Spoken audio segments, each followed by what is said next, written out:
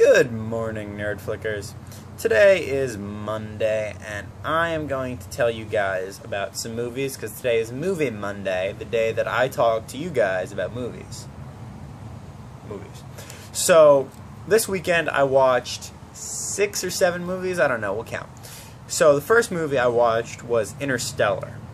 So, Interstellar is Matthew McConaughey and a bunch of guys and girls, and they go into this rocket, and they have to go find another planet because the world is in dystopian times, and you got to find another place for humans to live.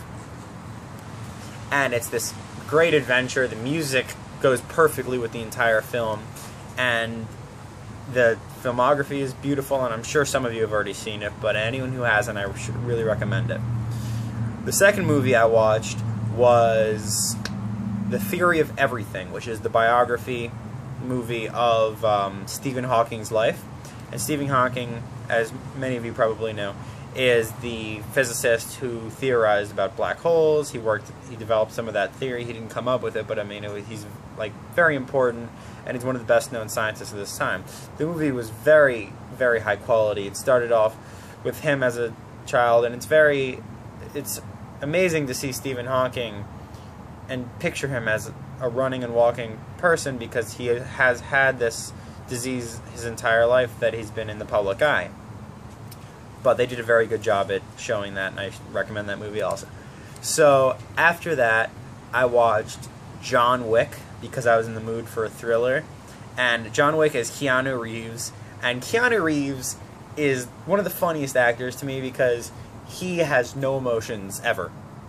His job is to be a blank slate that we can look at and basically decide to project our own feelings about a story onto him. So he's so blank that when he's an assassin in the movie, so we can put ourselves in his place and be excited because he's not this clever, quipping main character. He's the hardened assassin, and you can just kind of get into the story. So that movie was really exciting. There's some parts that I know you guys will freak out on, so I'm not going to tell you about it, but you should watch it. After that, I watched The Imitation Game. The Imitation Game is Benedict Cumberbatch, the dude, playing Alan Turing. Alan Turing is a famous computer scientist and mathematician who is massively famous for working with the British government over World War II. And Alan Turing is one of my heroes in life. This dude was an amazing, amazing mathematician, scientist. He's a really cool guy. And they did a great job of this movie. Bandicoot did a wonderful acting job being him. He did a lot of the socially awkward stuff that you'd see in Sherlock. So, I mean, if you're missing Sherlock, that's definitely a movie to go see. It's very sad at some parts because life can be sad, and his situation in life was not the best, but I recommend watching it. So after that, I watched 12 Angry Men. 12 Angry Men is an old movie, 1957, 54, something like that. So 12 Angry Men are these 12 jurors. It's a black and white movie, actually.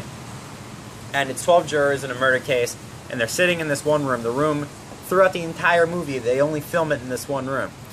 So they have to go around. No one knows any names. It's just juror 1, juror 2, and all the way up to 12. And they need to have a unanimous verdict to be able to sentence a man to death.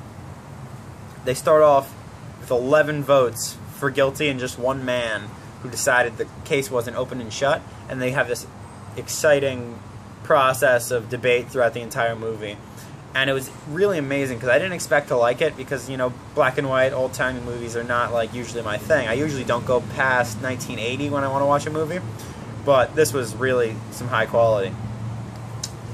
After that, I watched Whiplash. Whiplash is a drummer, and it's a really, really badass drummer named Andrew Neiman, and he's not, like, I don't think it's based on a true story, but he goes to this, music school in New York. It's supposed to be like, it's got a different name, but it's Juilliard, effectively.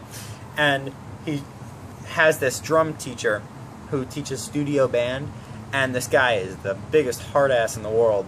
He's the same guy from Spider-Man who was the head of the newspaper. He's like, get me pictures of Spider-Man.